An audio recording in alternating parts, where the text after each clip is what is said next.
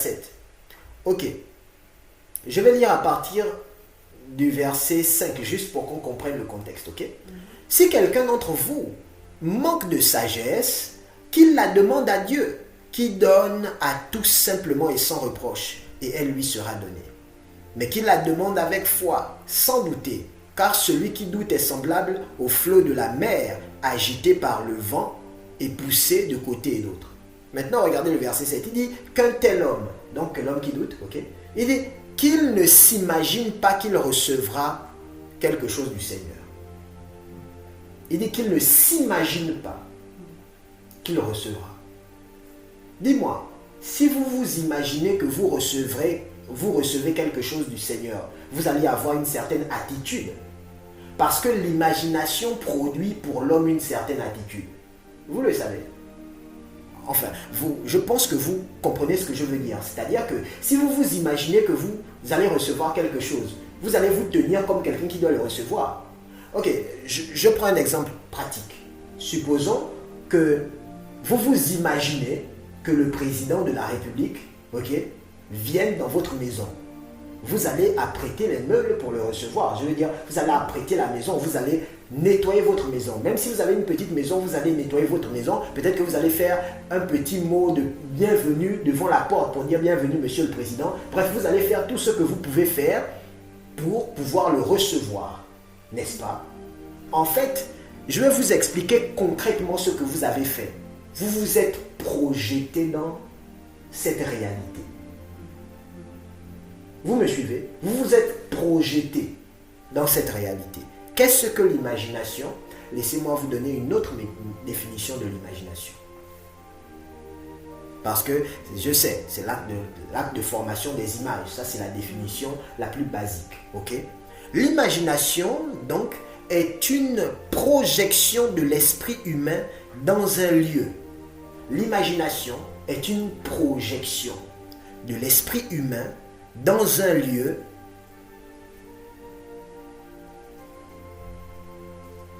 L'imagination est une projection de l'esprit humain dans un lieu, pour créer un avenir ou pour se connecter à un passé. L'imagination est une projection de l'esprit humain dans un lieu, pour créer un avenir ou pour se connecter à un passé. Cette définition n'a pas l'air claire pour tout le monde. Laissez-moi, je vais vous expliquer de quoi il est question.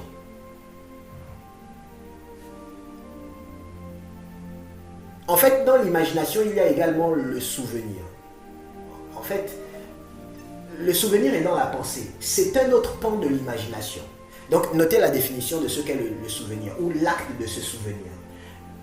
Notez, je vais vous expliquer tout à l'heure.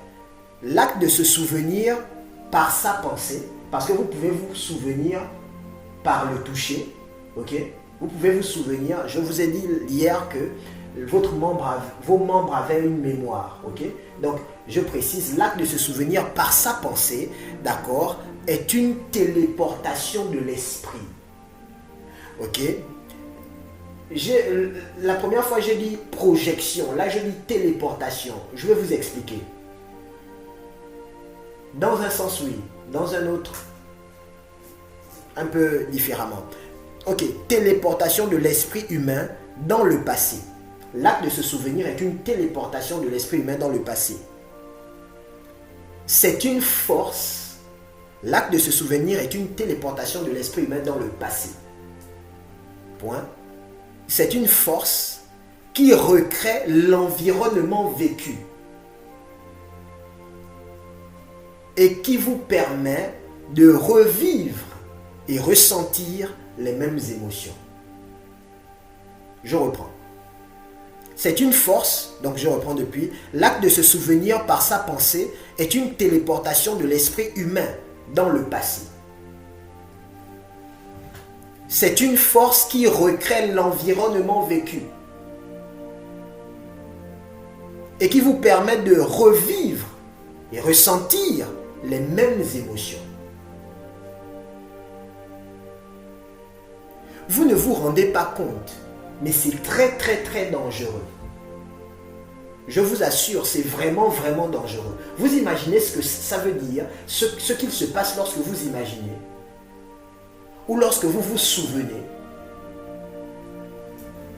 Vous restez là dans votre corps, mais votre esprit est allé ailleurs. Laissez-moi vous expliquer ça basiquement.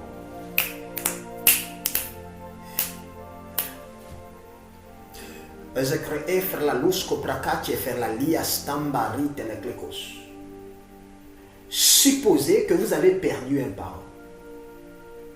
Ok? Un parent est mort. Ok? Il est mort, n'est-ce pas? Et puis, un jour vous êtes à la maison et puis vous faites quelque chose. Et cette chose remet à nouveau le souvenir. Peut-être vous pratiquiez souvent cette chose avec cette personne. Et donc, subitement, vous vous souvenez de comment vous étiez en train de pratiquer cette chose avec cette personne. Pourtant, cette personne est morte et que vous avez déjà fait le deuil. Et étrangement, vous vous mettez à sourire si cette chose était heureuse. N'est-ce pas? Vous vous mettez à sourire. Pourtant, vous n'êtes pas en train de vivre la chose maintenant. Qu'est-ce qu'il s'est passé? Vous vous êtes téléporté dans le passé par votre pensée. Et qu'est-ce que vous êtes en train de vivre? Vous manifestez les mêmes émotions. Pourtant, l'action n'est pas en train de se dérouler, mais vous êtes en train de manifester exactement les mêmes émotions. Vous imaginez à quel point c'est dangereux quand quelqu'un veut avoir une discipline. Supposez que c'était un péché qui vous a plu. Supposez que c'était une chose que vous avez faite qui vous a plu. Imaginez que vous êtes maintenant dans votre discipline et que ce jour-là, vous êtes en train de marcher et puis vous vous souvenez subitement de cette chose.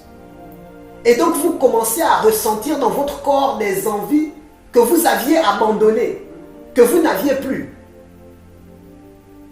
L'imagination ou l'acte de se souvenir est dangereux. Ça peut redéfinir ou détruire quelque chose que vous êtes en train de construire. Est-ce que vous comprenez ce que je dis?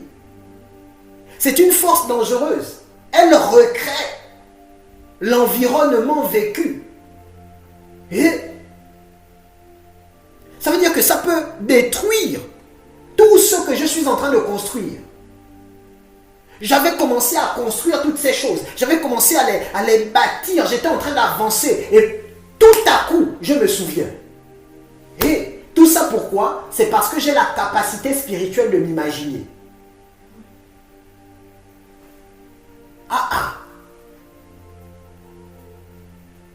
Donc vous voyez, je ne m'imagine pas que ce qui est bon.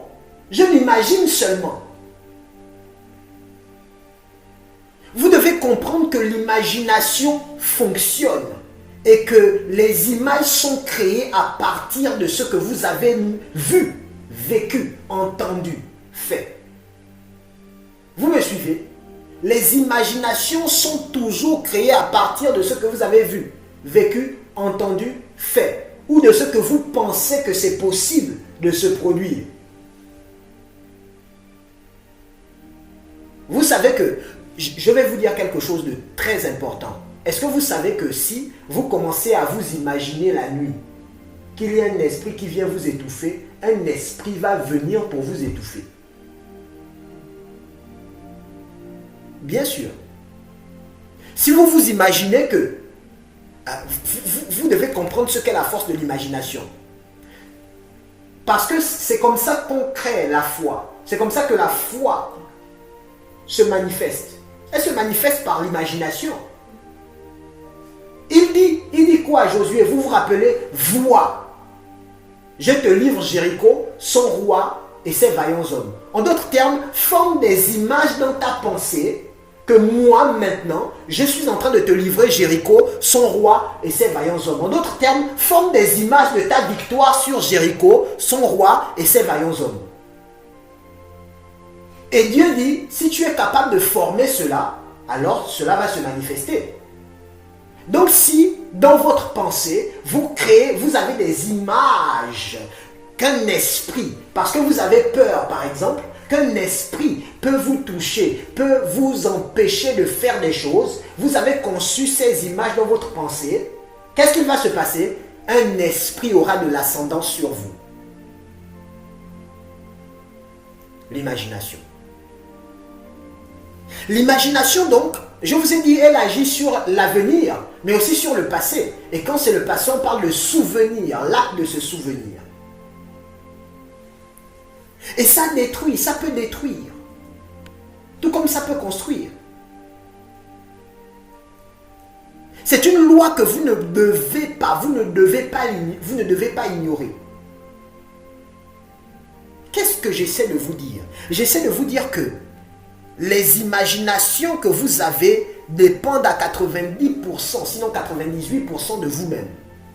Et que si vous voulez que cette loi fonctionne à votre avantage, vous avez intérêt à tout faire pour que les souvenirs, je dis à votre avantage, je dis 90%, pourquoi? Parce que par exemple, vous n'avez pas le monopole sur la mort totalement.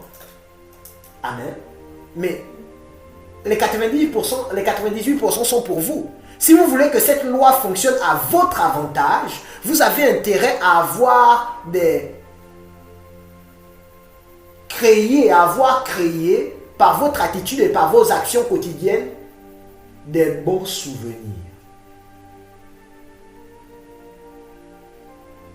Et si vous avez donc un passé peu glorieux et que vous voulez vous débarrasser de ces souvenirs, vous allez certainement rencontrer cette loi de l'imagination fonctionner contre vous. Amen. Vous allez la rencontrer parce que ça va être là. Mais on va voir ensemble, c'est pour ça qu'on est là. On va voir ensemble comment enlever ces choses. Mais vous devez comprendre que c'est une loi. Amen. Si vous comprenez ce que je dis, vous pouvez dire Amen avec moi, vous qui êtes en ligne, si vous comprenez bien ce que je dis ce soir. Shalabra dienekle kestekre idios. C'est très très très important ce qu'il se dit maintenant. La deuxième loi, c'est la focalisation. La focalisation. Ou la concentration.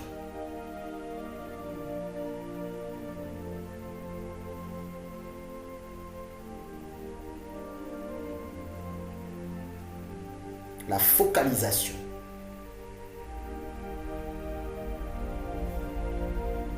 Proverbe chapitre 4, verset 25. Proverbe chapitre 4, le verset 25. La focalisation.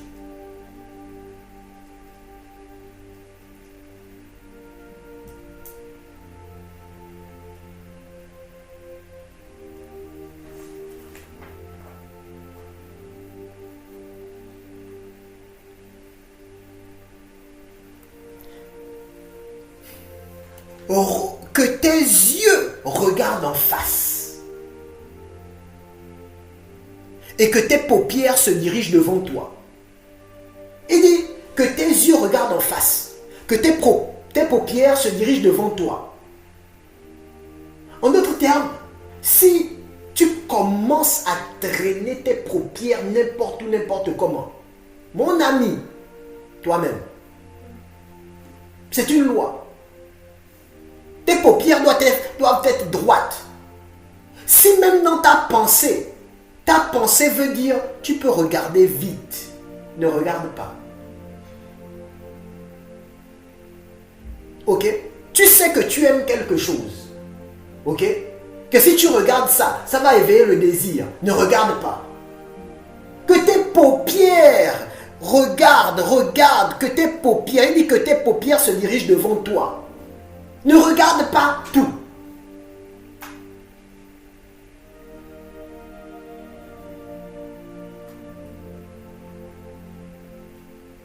Vous savez ce qu'il s'est passé avec Ève? La Bible dit quoi?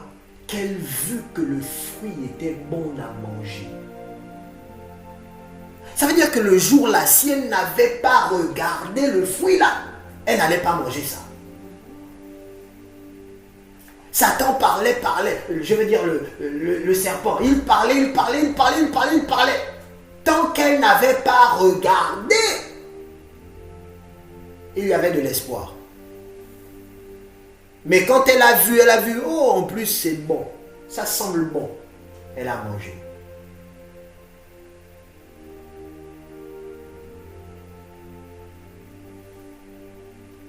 Donc vous voyez, c'est jamais... Non. C'est d'abord, il y a toujours des préventions, il y a toujours quelque chose qui se passe, qui précède l'indiscipline. Il dit que regarde devant toi. Ne te détourne ni à gauche ni à droite.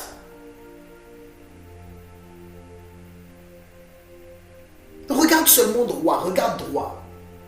Tu aimes ça, ok. Mais ne regarde pas. Tant que tu ne regardes pas, tu paralyses le fait que le désir n'ait pas de l'ascendant sur toi.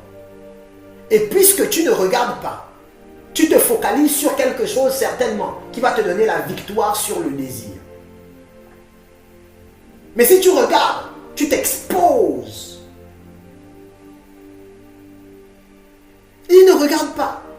Je ne parle pas de regarder spirituellement, je parle de regarder physiquement. Amen. Voilà. Parce que quand on dit regarder là, il faut que ce soit clair. Il a dit que tes yeux, c'est pas les yeux spirituels. Amen. Je parle des yeux physiques. Hein. Amen. Voilà. On parle des choses, des disciplines et des disciplines. Là, on parle du corps et tout ça. Il faut bien comprendre qu'il s'agit des yeux. Parce que les yeux, c'est bien, mais ça peut être dangereux. Vous devez comprendre ça. Vous devez donc apprendre à gérer ce qui vous a été fait comme don. Tout votre corps est un don, mais il peut être aussi une arme. Vous comprenez? Pour vous ou contre vous. Vous voyez ça? Par exemple, ceux qui font les arts martiaux, ou même ceux qui sont des guerriers, on les appelle les guerriers. Ils sont des armes humaines. Ils sont. Je n'ai pas dit ils ont. Ils sont des armes humaines. Parce qu'ils ont entraîné leur corps de façon à être des armes humaines. C'est-à-dire que si tu touches à un endroit là, avec son poing, tu peux mourir. Parce que c'est une arme. Pourtant, son corps aurait pu être utilisé pour beaucoup d'autres choses. Donc, le don qui vous a été fait, votre responsabilité est de l'utiliser à bon escient. Merci. Amen. La loi de la focalisation. Ce sont les deux lois que je voulais partager avec vous ce soir. Maintenant, je veux parler avec vous des portes sur lesquelles veiller. Les portes sur lesquelles veiller. Les portes sur lesquelles veiller. Si je vous dis les portes sur lesquelles veiller pour être discipliné ou pour ne pas faire entrer l'indiscipline. Si je vous dis les portes sur lesquelles veiller, je vous dis, vous connaissez. C'est pas compliqué. Vous connaissez les portes. Je vais vous dire. Je vous dis les portes et puis on va s'arrêter là. Parce que vous devez poser des questions. Ah, je dis vous connaissez. Numéro 1, vos yeux.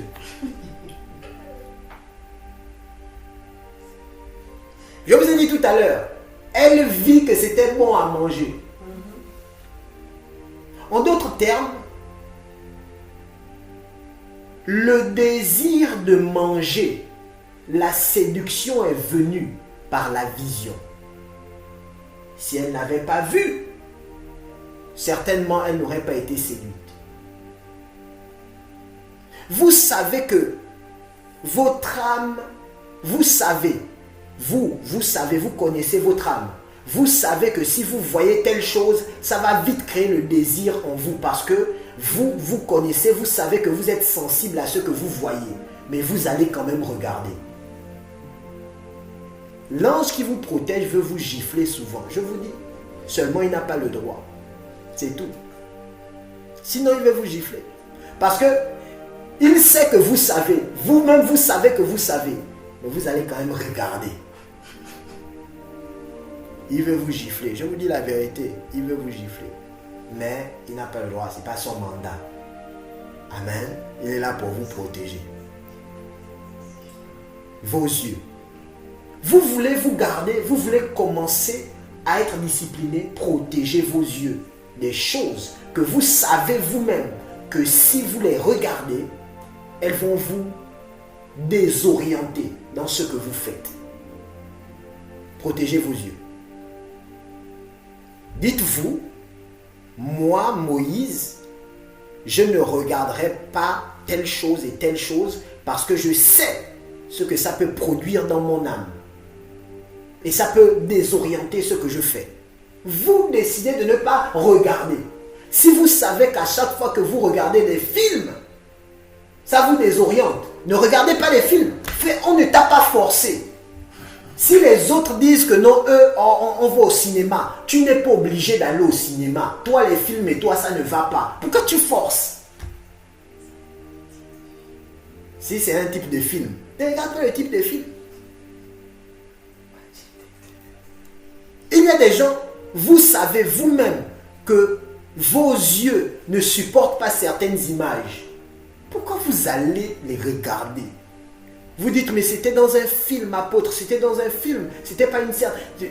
Tu sais que par exemple, si tu regardes une scène à caractère sexuel, dans un film, ça peut éveiller des désirs chez toi. Ne regarde pas le film, qui t'a forcé à regarder le film, Seigneur?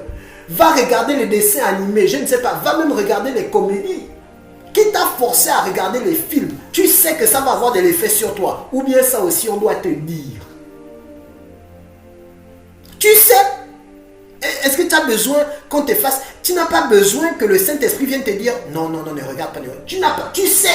Tu as déjà eu des expériences. Tu sais que mes yeux là, quand je commence à regarder quelque chose, ça commence à virer n'importe comment. Ne va pas regarder. Protège tes yeux. Choisis.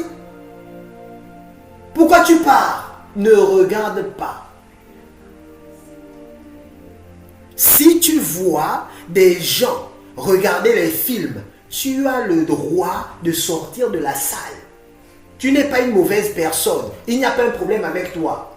Le truc, c'est que en ce moment-là, tes yeux ne supportent pas ça. Ton âme ne supporte pas. Tu ne permets donc pas à tes yeux de regarder ça. C'est tout. On était entre amis, mais je ne savais pas que ça allait avoir autant d'impact. Tu plaisantes. Tu savais. Maintenant, les amis sont partis. Tu es resté seul. Tu te souviens de la scène. La loi de l'imagination se met maintenant à fonctionner pour toi. L'acte de se souvenir se met à fonctionner pour toi. Sans ton accord, merci. C'est là où tu te rappelles maintenant que, oh, donc c'était comme ça, apôtre. Tu me dis, donc c'était comme ça, apôtre. J'ai envie de te dire, tu pensais que c'était comment? Oui.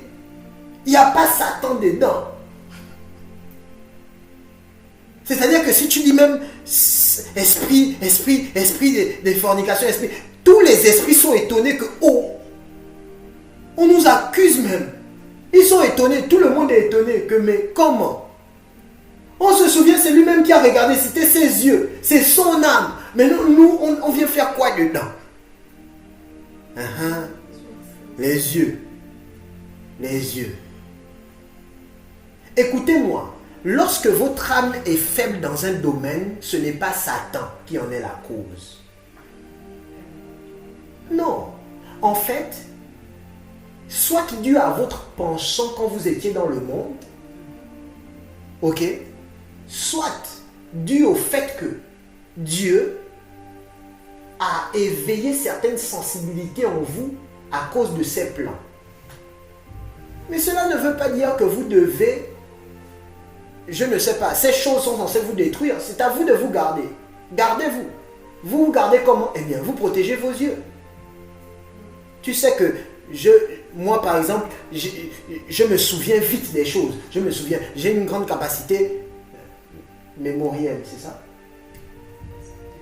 De mémoire. Comme on dit sensoriel, mémoriel aussi. Je pense qu'on dit mémoriel. Donc, une grande capacité mémorielle. Donc, je ne veux pas, je ne vais pas me permettre de voir tout. Numéro 2, Louis. Je vous dis, vous connaissez tout. Écoutez. Surtout vous les femmes. Attendez. Il faut que je vous dise, on va s'arrêter par là. Alléluia. J'ai dit surtout vous les femmes. quand vous écoutez un homme vous dire des choses, vous êtes là que, oh, ces paroles, franchement, je suis sensible à ce que j'entends. Je suis sensible. Quand j'entends ça.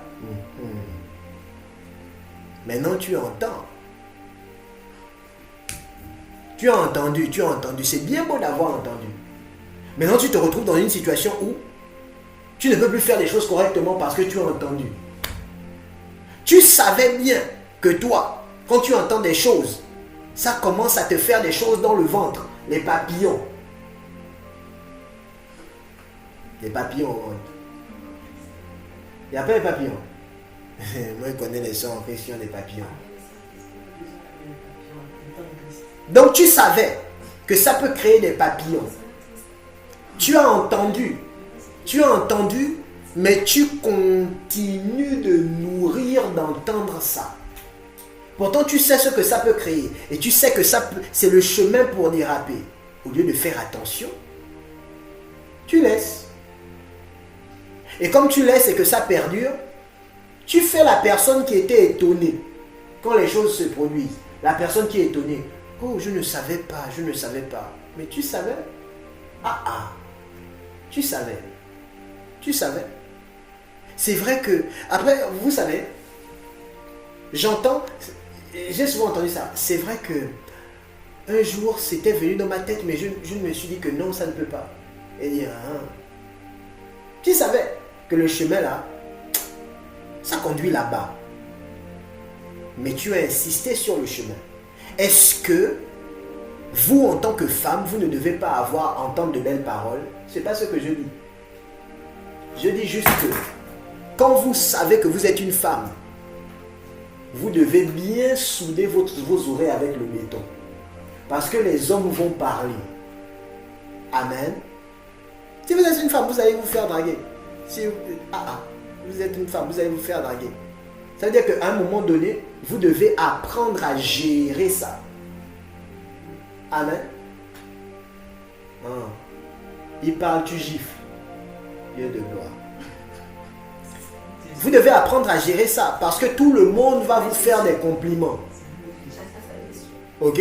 Tout le monde va vous faire des compliments. Les hommes vont vous faire des compliments. Ils vont vous trouver très belle. Ils vont vous trouver élégante. Ils vont apprécier votre corps. Ils vont apprécier tout ce que vous avez. Vous devez apprendre à gérer ça en tant que femme. Ça là, vous ne pouvez pas fuir ça. Vous comprenez? Vous devez apprendre à gérer. Ça veut dire que, Seigneur, vous devez vous tenir. Mon cœur est protégé. Mes oreilles sont gardées. Vous allez entendre. Même si vous ne voulez pas entendre, vous allez entendre. Si vous êtes méchante, vous allez entendre un homme qui va venir dire tu es belle. Vous savez, j'ai remarqué quelque chose. Les femmes qui jouent les méchantes en apparence, ok, très souvent finissent par faire des choses stupides. Pourquoi? Je vais vous expliquer pourquoi. Parce que quand tu joues les femmes méchantes, tu deviens inaccessible, n'est-ce pas? Tu deviens inaccessible. Seulement, la carapace qui est le plus bâtie chez toi, c'est la carapace à l'extérieur. Ça veut dire que quand quelqu'un aura pénétré, tu es à sa merci. Du coup, ce sur quoi il faut veiller, Proverbe chapitre 4, verset 23, garde ton cœur plus que toute autre chose, car c'est de lui que viennent les sources de la vie. Veille à ce que tu penses, veille sur ton cœur, car il détermine le cours de ta vie. Garde ton cœur. C'est ton cœur que tu dois muscler. Et non pas tes mots. Pardon. Il y a des sœurs en Christ, elles ont musclé leurs mots. Pardon. Toi là, pardon. Et leurs bras aussi. C'est ça, elles giflent aussi. C'est pas ce qu'il fallait muscler. Il fallait muscler son cœur. Amen. Je veux qu'on s'arrête là pour ce soir. J'ai dit Louis. On parle des frères. Les frères en Christ princesses. C'est comme ça. Les garçons princesses. Oh, ce que j'ai entendu là, vraiment ça m'a fait mal. Mon ami, tu ne savais pas que les femmes blessaient. Elles blessent. Il faut juste que tu lui fasses mal une fois, tu vas comprendre. Dis-lui seulement quelque chose qu'elle n'apprécie pas. Ou bien fais quelque chose qu'elle n'apprécie pas. Tu vas écouter les paroles là, tu vas dire, oh, la femme douce là, c'est elle qui me parle comme ça. Je te dis. Tu vas dire, qu'est-ce qui s'est passé aujourd'hui? J'ai dit quoi? J'ai fait quoi? Donc, en tant qu'homme, vous savez, c'est beaucoup plus dangereux. Vous savez, une femme, elle est habituée aux émotions. Elle peut revenir à la normale. Elle a vécu comme ça pendant longtemps. Un homme, il n'a pas été créé pour fonctionner dans les émotions. Du coup, quand un homme est émotif, c'est très dangereux. C'est pour ça que vous voyez les gens, les crimes passionnels. Il allait tuer, on l'a trompé. Il allait tuer et la fille et le monsieur. Et il s'est tué après. Tu te dis, qu'est-ce qui s'est passé avec lui?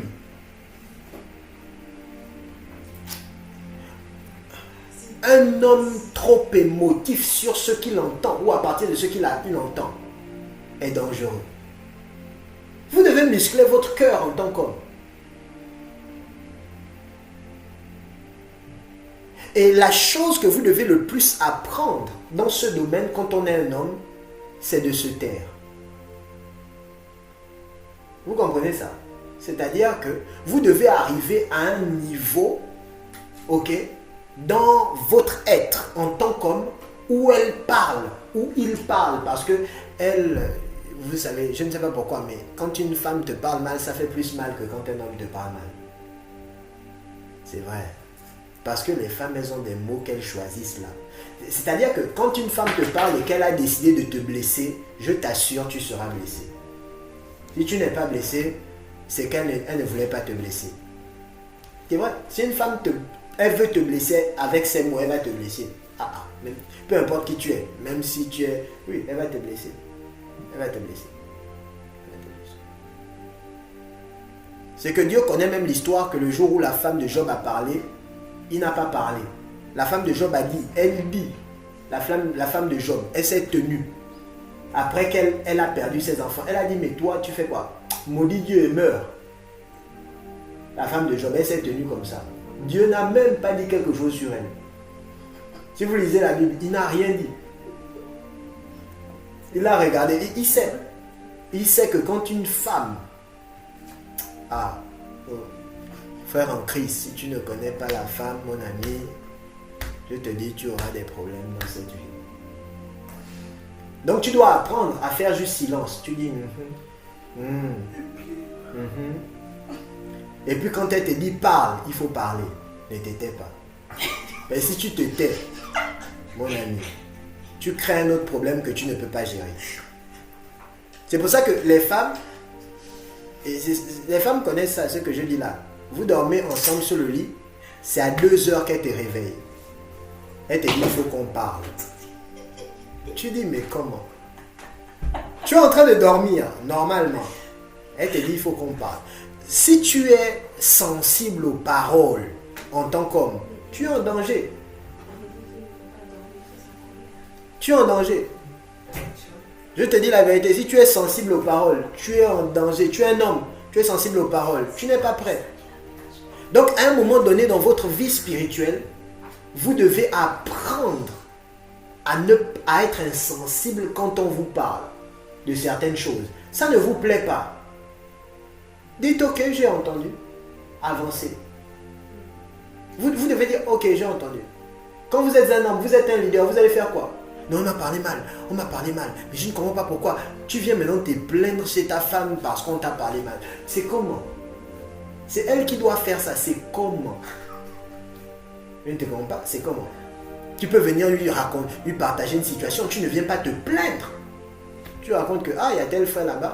Et puis elle dit, oh, il a parlé comme ça et tout, elle veut s'emporter. Tu dis, calme chérie, c'est rien, relax.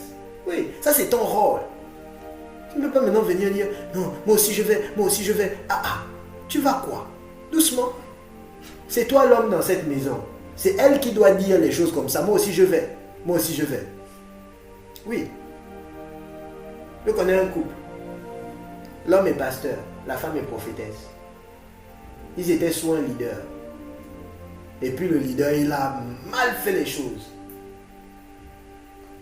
La femme, elle est venue voir le leader dans le bureau, genre comme ça. Elle a dit, je veux vous parler. Quand elle a parlé, elle a dit, mais toi, tu te prends pour qui? Je dis, elle a parlé, prophétesse de son état. Donc, tout le manteau prophétique là ça n'a pas fait que non, genre, elle ne parle pas. Elle a parlé. L'homme a appris ça. Il a dit, oh. Elle dit, je suis allé au bureau là-bas, je lui ai parlé. Là, tu ne voulais pas parler, mais je lui ai parlé. Il dit, ah.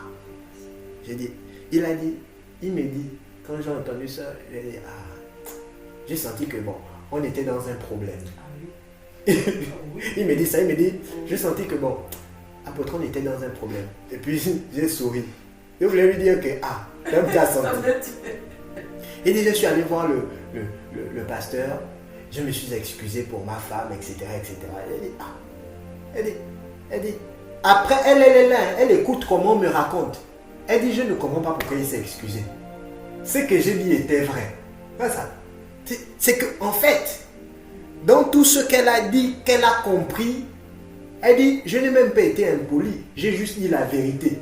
C'est-à-dire que malgré que l'histoire se soit terminée et que les choses ont été arrangées pour elle, dans tout ce qu'elle avait fait là, elle ne voit pas le mal, quoi.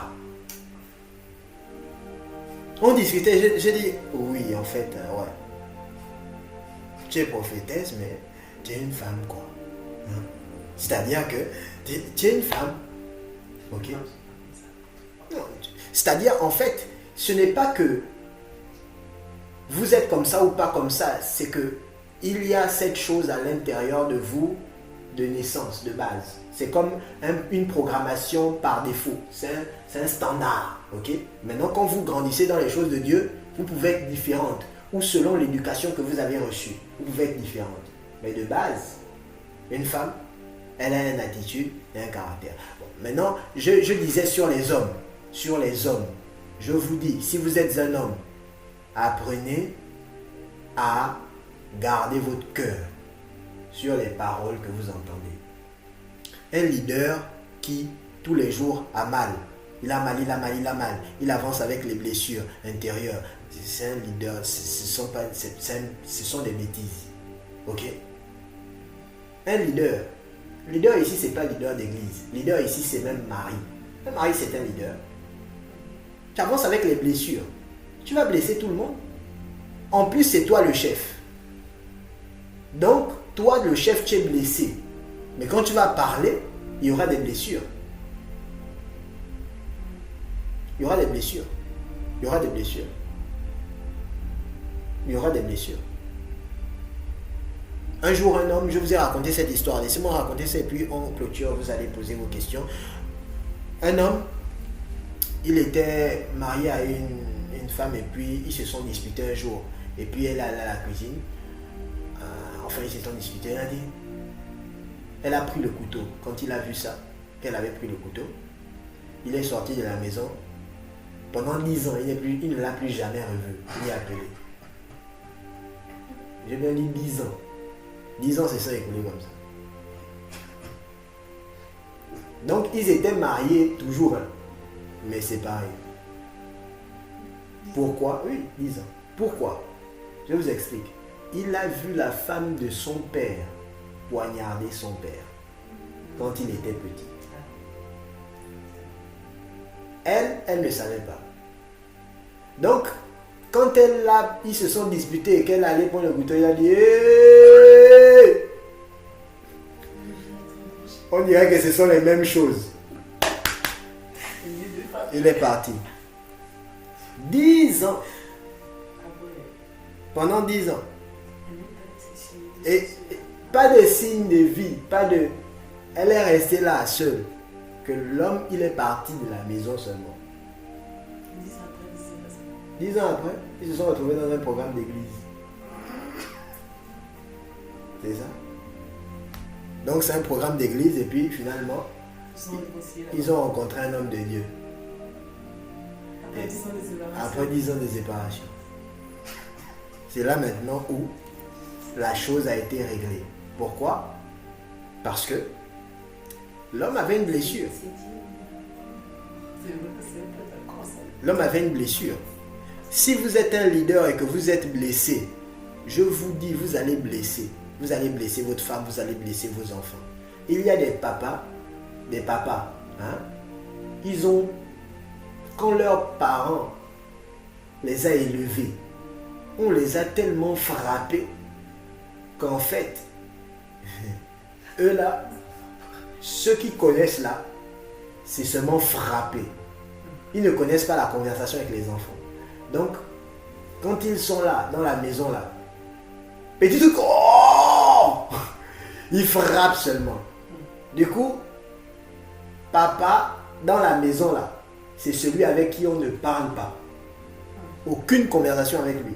Si tu oses, c'est-à-dire que même en grandissant, ils ne se sont jamais approchés de leur papa pour dire bonjour papa, comment tu vas, etc. Non, non, non. C'est papa. Hein? C'est après Dieu. Juste à côté, c'est papa. Hein?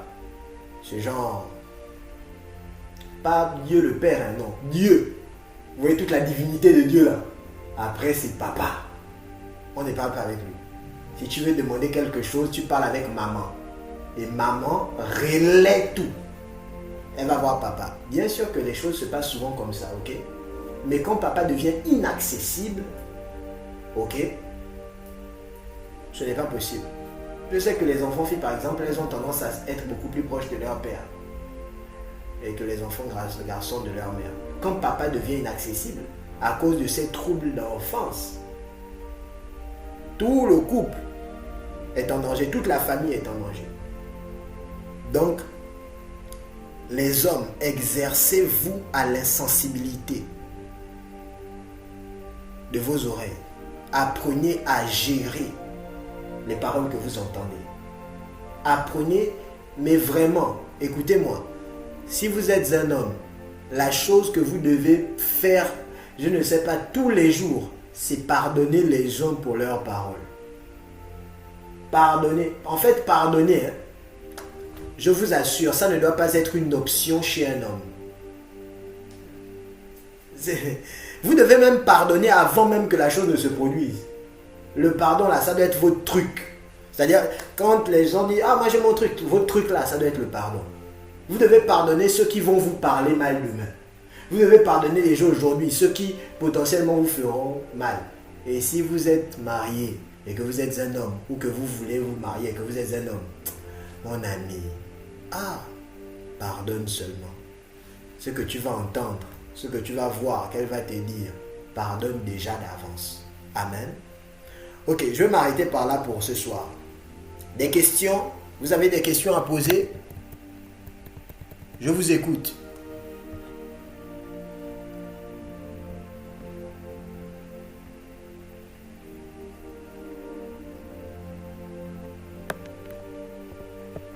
Vous pouvez ouvrir vos micros si vous êtes en ligne. C'est vraiment comment dire, c'est vraiment un enseignement. C'est pour ça que c'est bien qu'il n'y ait pas d'estrade. Parce que à l'estrade, vous êtes trop genre Amen, Amen, Amen, Amen. Là, on discute. Voilà. Parce que c'est très très important. Ce sont des choses très importantes. Alléluia, oui, en effet. Des questions? Non, ça va. Vous avez tout compris. Gloire à Dieu. Ok. En fait, moi je me dis... Oui.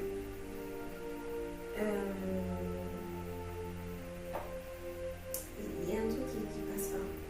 On est né de Dieu. Voilà, on est de la nouvelle création. On est du coup unis à Christ. Oui. Ok. Oui. Donc de surcroît, des souvenirs, normalement, doivent partir. Normalement, les souvenirs doivent partir. Voilà. Voilà, donc on travaille à ça. Mais en fait, quand ces souvenirs reviennent, moi je me dis, il y a forcément un esprit qui titille la chose, qui fait réveiller la chose, ou qui pour qu'on puisse justement rentrer dedans et faire l'erreur. C'est possible qu'il y ait un esprit qui soit dedans. Mais c'est pas un principe. C'est-à-dire, c'est possible qu'il y ait un esprit, ok, qui fonctionne derrière parce que peut-être il y a quelque chose qui n'a pas été compris quand la personne est née de nous, ok, ou bien quelque chose qui a été réveillé. Possible. Maintenant, écoute, c'est quelque chose de très important. Quand tu es né de nouveau, la seule partie de toi qui est née de nouveau, c'est ton esprit. Du coup, rien d'autre n'a changé. Ton corps n'a pas changé, ton âme n'a pas changé. Or, l'âme, c'est là où il y a tes pensées, tes émotions, tes sentiments et ta volonté. Ce qui se passe tous les jours quand tu es en Christ, c'est que ton esprit influence ton âme et qui influence ton corps. Ok? Qu'est-ce qu'il s'est passé quand tu es venu à Christ? Par exemple, quand tu es venu à Christ, supposons, quelqu'un est venu à Christ, il aimait l'alcool. Ok? Et puis, instantanément, étrangement, quand il a accepté Jésus, il a commencé à avoir un dégoût de l'alcool. C'est-à-dire, il n'y a pas eu de processus. Et puis, il peut se dire que tout le monde, ça va se passer de la même façon. Quand tu acceptes Jésus, normalement, tout doit s'arrêter. Et oui, parfois, ça s'arrête 10 ans et ça reprend. Oui. Mais en fait, si ça reprend, c'est qu'une porte s'est ouverte. Et ça, c'est à cause de quelque chose, une chose qu'on va expliquer. J'ai parlé tout à l'heure, quand j'ai commencé, C'est ça le danger. les membres, le souvenir. Ok? Le souvenir. Donc, en fait, en ouvrant cette porte, 10 ans plus tard, il y a le souvenir qui revient à la surface. Un peu comme quelque chose qui avait été enterré et qui est déterré. Comment c'est possible? Ça veut dire qu'il faut détruire cette pensée. Il faut détruire, mais Même effacer les souvenirs, parce que du coup, si c'est 10 ans avant, les souvenirs ne s'effacent pas. Ils se remplacent. Je veux que vous compreniez la façon dont les choses se passent dans l'esprit. On ne chasse pas les ténèbres. La lumière, lui, dans les ténèbres. Ok, on emmène la lumière. Vous ne chassez pas les ténèbres. Donc, qu'est-ce qu'il se passe? Regarde, cet homme qui a accepté Jésus-Christ et qui était alcoolique, ok, il a arrêté de boire. Directement, il a arrêté de boire. Et il peut se dire que tout le monde fonctionne comme ça. En fait, quand nous venons à Christ, il y a des choses principales, ok, qui sont directement détruites. Ok, qui sont le signe de notre conversion. Mais en même temps, si elles ont été des vices, elles deviennent des choses, si vous êtes sensible au Saint-Esprit, interdites. Oui, elles peuvent devenir des choses interdites. Il y a des gens, par exemple, qui ont eu des maris de nuit quand ils étaient dans le monde. Quand ils ont accepté Jésus, les maris de nuit ont cessé. Dieu dit, pas de sexe hors mariage. Pourquoi? Pourquoi Dieu dit ça? Parce que la voie du sexe est l'ouverture à nouveau des maris de nuit. Vous voyez ça? Dieu dit donc, pas de sexe hors mariage. Dieu vous fait sentir, ou il vous dit, pas de sexe hors mariage, pour vous protéger. Pourquoi? Parce que la loi va se mettre à fonctionner pour vous. Elle va se mettre à fonctionner. Ça, ce n'est pas parce que Dieu ne vous aime pas ou Jésus-Christ ne vous a pas sauvé. Non. C'est le principe spirituel. Du coup, ma mémoire, j'ai remarqué qu'il y a beaucoup de choses, quand je suis arrivé en Christ, que j'ai oublié. Des mauvaises choses que j'ai faites. Je les ai oubliées. Je me rappelle 2 ans plus tard, oui, vous oubliez, même votre mémoire change. Votre mémoire est affectée. Je me rappelle 2 ans plus tard, on m'a dit, oh, je suis retourné dans ma ville natale après ma conversion. Oui, le passé n'a plus de pouvoir, mais le salut ne concerne pas d'abord les souvenirs. Quand il dit que les choses anciennes sont passées, il veut dire que tout ce que tu as fait dans le passé n'est plus considéré. Okay? Il ne veut pas dire que tu as oublié. Donc, je suis revenu dans ma ville et puis j'ai vu des choses et puis on m'a dit, mais tu sais que ça tu faisais ça, ça tu faisais ça. J'ai dit, moi, non, jamais. Parce que je ne me souvenais pas. Vous voyez ça? Je ne me souvenais pas. Pourquoi? Parce que vous voyez, parfois, Dieu peut, dans sa souveraineté, enlever certaines choses qui se sont passées dans votre passé pour que vous ne marchiez pas dans la culpabilité. Vous voyez ça? Parce qu'il veut que vous marchiez vraiment en nouveauté de vie. Donc il enlève ces choses. Mais on ne va pas dire que c'est une loi spirituelle. Vous voyez ça? Vous ne pouvez pas donc vous tenir en Christ et dire, lui il a accepté Jésus, il n'a pas arrêté l'alcool, son salut est à revoir. Vous voyez ça? Vous ne pouvez pas, ce n'est pas une loi spirituelle. Ok? Si il a accepté Jésus-Christ et qu'il n'a pas arrêté directement l'alcool, alors pour qu'il arrête l'alcool, il faut qu'on passe par un processus. Il faut qu'il entre directement dans le processus. C'est pour ça qu'on parle de, vous vous rappelez, conversion. Vous voyez ça? Donc il y a une différence entre accepter Jésus-Christ et se convertir. Vous comprenez? La nouvelle naissance, elle est instantanée. La conversion, elle est progressive. La Bible dit, si quelqu'un est en Christ, il est une nouvelle créature. Les choses anciennes sont passées, toutes choses sont devenues nouvelles, mais la conversion c'est un process.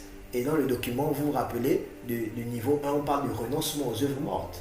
Donc vous renoncez, vous détournez, vous allez d'un endroit pour un autre endroit. Vous vous convertissez. Il dit, repentez-vous et convertissez-vous. Voilà.